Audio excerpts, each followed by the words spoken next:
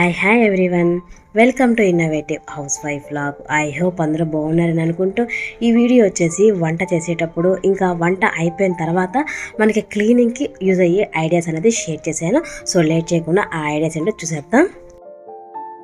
First tip వచ్చేసి పిల్లల snacks box కోసం చేసే వంటలు ఒకసారి డీప్ ఫ్రై చేస్తూ ఉంటాం కదా, వాటిని మనం డీప్ ఫ్రై చేసిన వెంటనే గిన్నెలోకి తీసుకోకుండా జ్యూస్ వడపోసే జల్లెడ ఉంటుంది కదా, అందులోకి తీసుకోవాలి. ఎందుకు ఇలా తీసుకోవాలి అంటే మనం ఆయిల్లోంచి దేవిన వెంటనే కంపల్సరీగా ఆయిల్ అయితే ఉంటుంది, అంటే అది గిన్నెలోకి కూడా వచ్చేస్తుంది అనమాట. అలా కాకుండా ఇలా ఒక జల్లెడలోకి తీసుకోవాలి. ఇలా పూర్తిగా మనం డీప్ ఫ్రై చేసుకోవాలి అనుకున్న వాటన్నిటిని కూడా ఇలా ఒక జల్లెడలోకి తీసుకున్న తర్వాత చూడండి, ఇక్కడ కింద అయితే ఆయిల్ ఎలా కింద కారిపోయి ఉందన్నమాట.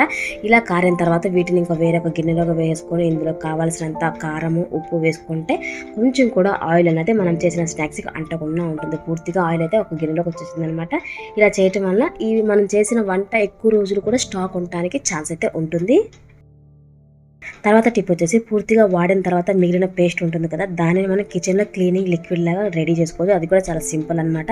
దానికోసం ఈ పేస్ట్ని చిన్న చిన్న ముక్కలుగా కట్ చేసుకోవాలి. ఒక గిన్నెలోకి ఈ కట్ చేసుకున్న ముక్కలు వేసుకున్న తర్వాత ఇందులో కొద్దిగా వాటర్ పోసుకొని ఈ కట్ చేసుకున్న పేస్ట్ లోపల పేస్ట్ అయితే కంపల్సరీగా ఉంటుంది కాబట్టి ఆ పేస్ట్ని పూర్తిగా వాటర్లో కలిసేలాగా ఇలా పూర్తిగా నేను ఒక టూత్ పేస్ట్ మొత్తాన్ని తీసుకున్నాను అనమాట. అది పూర్తిగా వాటర్లో కలిసిన తర్వాత మనం తీసుకున్న వాటర్కి సరిపోయేటట్లుగా డిష్ వాషర్ లిక్విడ్ని కూడా వేసుకోవాలి. ఈ డిష్ వాషర్ లిక్విడ్ కూడా పూర్తిగా వాటర్లో కలుపుకోవాలి. ఇలా కలుపుకున్న తర్వాత చూసుకుంటే చాలా సింపుల్గా మనకి క్లీనింగ్ లిక్విడ్ అయితే రెడీ అయిపోతుంది. ఇప్పుడు దీన్ని మనం డైరెక్ట్గా వేసే కన్నా ఒక స్ప్రే బాటిల్లో వేసుకొని వంట పూర్తయిన తర్వాత స్టవ్ని అయితే క్లీన్ చేసుకుంటాం. కానీ స్టవ్ వెనుక ఉన్న గోడనైతే ప్రతిరోజు మనం క్లీన్ చేయం కదా, ఒక 2-3 రోజులకు ఒకసారి క్లీన్ చేస్తూ ఉంటాం. అలా చేసినా సరే ఆయిల్ మరకలు తప్పకుండా ఉంటాయి, బాగా జిడ్డుగా పట్టేసి ఉంటాయి కదా. దానిని అంటే ఆ గోడని క్లీన్ చేసుకోవడానికి ఈ సొల్యూషన్ చాలా బాగా యూజ్ అవుతుంది అనమాట. కోల్గేట్ పేస్ట్ లిక్విడ్ ఈ రెండింటిని కూడా మనం ఆయిల్ మరకలు క్లీన్ చేసుకోవడానికి చాలా సింపుల్గా ఒకసారి స్ప్రే చేసుకున్న తర్వాత స్టీల్ స్క్రబ్బర్ ఉంటుంది కదా, దాంతో మనము రుద్దామనుకోండి కొంచెం ఎక్కువ శ్రమ లేకుండా రుద్దేసిన వెంటనే ఆయిల్ మరకలు అనేది పోతాయి అన్నమాట. అలానే స్టవ్ను కూడా క్లీన్ చేసుకోవడానికి ఎక్కువగా బాగా జిడ్డు పట్టి ఉందనుకోండి, ఎక్కువ వంటలు చేసినప్పుడు దానికోసం కూడా మనం ఈ లిక్విడ్ని ఒక బాటిల్లో పెట్టేసుకున్నాం అనుకోండి, చాలా రోజుల వరకు యూజ్ చేసుకోవచ్చు. ఇలా పూర్తిగా గోడతో పాటు స్టవ్ ఇంకా స్టవ్ కింద కౌంటర్ టాప్ ఉంటుంది కదా, దానిని కూడా ఇదే లిక్విడ్తో మనం క్లీన్ చేసుకోవచ్చు. ఇలా పూర్తిగా రుద్దిన తర్వాత వైపర్తో ఒకసారి తుడిచేసాను. చూడండి ఎంత జిడ్డు అయితే ఉందో, అసలు ఇంత జిడ్డు ఉంటుందని నేను అనుకోలేదనమాట. ఇలా బాగా జిడ్డు పట్టిన గోడని కానీ స్టవ్ని కానీ చాలా సింపుల్గా ఈ లిక్విడ్తో, అది కూడా 0 కాస్ట్తో మనమే రెడీ చేసుకొని క్లీన్ చేసుకోవచ్చు. తప్పకుండా ట్రై చేయండి. తర్వాత టిప్ వచ్చేసి కాస్త మందంగా ఉన్న ప్లాస్టిక్ డబ్బా అనేది తీసుకోవాలి. కంఫర్ట్ డబ్బా కానీ లేకపోతే గంజి పెట్టే డబ్బా ఉంటుంది కదా, వాటిలో దేనినైనా సరే తీసుకోవచ్చు. తీసుకున్న దాన్ని ఇక్కడ కింద నుంచి కొంచెం ఎక్కువ హైట్లో ఉన్నట్లుగా చూసుకొని ఇలా రౌండ్గా గుర్తుపెట్టుకోవాలి. అలా గుర్తుపెట్టుకున్నట్టుగానే కట్ చేసుకోవాలి.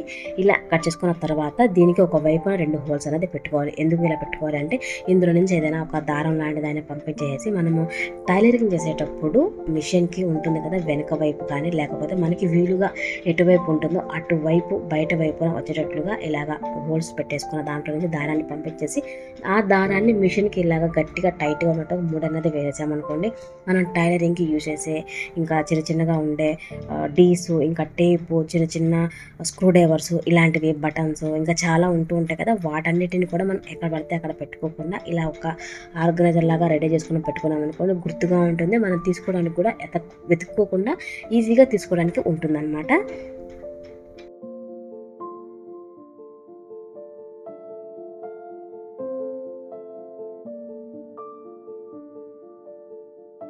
తర్వాత టిప్ వచ్చేసి మనం ఇంతకుముందు కోల్గేట్ పేస్ట్ని కట్ చేసుకున్నాం కదా, అలా పేస్ట్ తీసిన తర్వాత మిగిలిన వాటిని అనమాట. ఇది కొంచెం వెడల్పు ఎక్కువగా ఉంది కాబట్టి నాకు అంత అవసరం లేదు కాబట్టి కొంచెం వెడల్పుగా ఉండేటట్టుగా కట్ చేసుకున్నాను. ఇలా కట్ చేసుకున్న వాటిని ఎలా యూజ్ చేసుకోవచ్చు అంటే పేపర్స్ ఇలా రౌండ్గా చుట్టిన తర్వాత రబ్బర్ బ్యాండ్ వేస్తూ ఉంటాం కదా, అలా రబ్బర్ బ్యాండ్ లేకుండానే ఈ కోల్గేట్ టూత్ పేస్ట్ని మనం కట్ చేసుకున్న దాన్ని బ్యాండ్ లాగా వేసుకోవచ్చు. ఇలా రీయూజ్ చేసుకోవచ్చు అనమాట.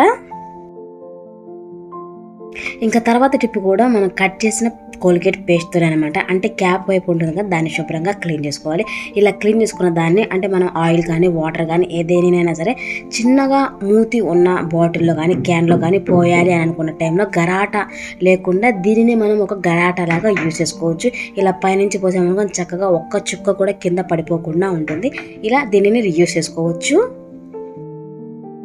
ఆ తర్వాత టిప్ కోసం కోల్గేట్ పేస్ట్ని ఇలా కింద వైపు నుంచి కొంచెం పొడవు ఎక్కువగా ఉన్నట్లుగా చూసుకొని కట్ చేసుకోవాలి. ఇలా కట్ చేసుకున్న దాంట్లో మనం ఇలా చాకు అనేది పెట్టేసుకొని ట్రావెలింగ్ చేసేటప్పుడు డైరెక్ట్గా చాకుని మనం బ్యాగ్లో కానీ హ్యాండ్ బ్యాగ్ అలా వేసేయకుండా ఇలా ఒక చిన్న ప్యాకెట్ లాగా ఉంటుంది కదా, దీంట్లో పెట్టేసి రబ్బర్ బ్యాండ్తో టైట్గా చేసేసామనుకోండి చాకు అన్నది ఇంకా దేనికి కూడా తగలకుండా అంటే కట్ అవ్వకుండా చినగకుండా ఉంటుందన్నమాట.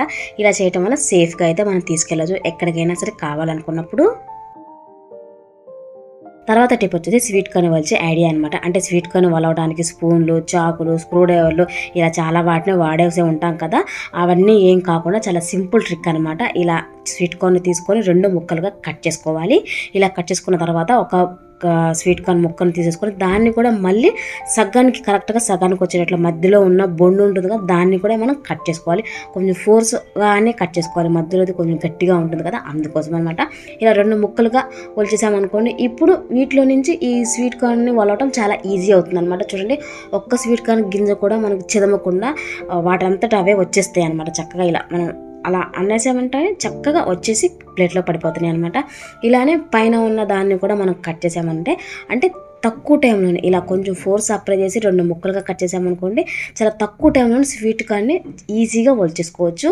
తప్పకుండా ట్రై చేయండి. అలానే ఇలా వలిచిన తర్వాత మీకు ఎలా అనిపించింది అనేది నాతో తప్పకుండా షేర్ చేయండి.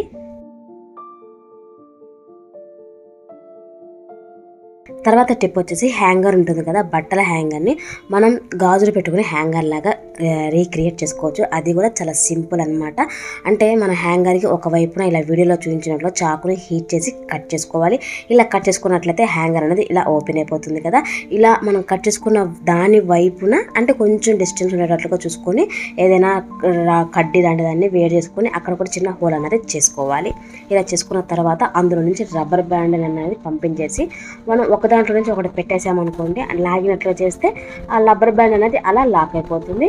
ఇలా లాక్ అయిపోయిన తర్వాత ఇప్పుడు మనము డైలీ వేర్ గాజులు ఉంటాయి కదా, వాటిని ఈ హ్యాంగర్లోకి వేసేసుకోవాలి. ఇలా పూర్తిగా మనం డైలీ వేర్ బ్యాంగిల్స్ వేసుకున్న తర్వాత ఈ రబ్బర్ బ్యాండ్ ఉంటుంది కదా, దాన్ని హ్యాంగ్ చేసుకోవడానికి ఉంటుంది కదా, ఈ ఎస్ షేప్ లాగా రింగు, దాంట్లో నుంచి పంపించేసామనుకోండి అంటే అది అలా లాక్ అయిపోతుంది. ఇలాగా మనం కట్ చేసుకున్నది ఊడిపోకుండా లాక్ అవ్వటం కోసం ఇలా రబ్బర్ బ్యాండ్తో మనం లాక్ చేసుకోవాలి.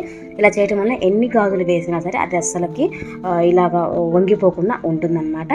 చూసారు కదా, చాలా సింపుల్గా బట్టల హ్యాంగర్ని గాజుల హ్యాంగర్ లాగా ఎలా రీక్రియేట్ చేసుకోవచ్చు. ఐడియా నచ్చింది కదా, తప్పకుండా ట్రై చేయండి. తర్వాత టిప్ కోసం ఒక ప్లాస్టిక్ డబ్బాను తీసుకోవాలి. అంటే వేస్ట్గా ఉన్న ఏదైనా బిర్యానీ డబ్బాలు ఉంటాయి కదా, వాటిలో 1 స్పూన్ వరకు బేకింగ్ పౌడరు, ఆ తర్వాత కొద్దిగా కంఫర్ట్ అనేది వేసుకోవాలి.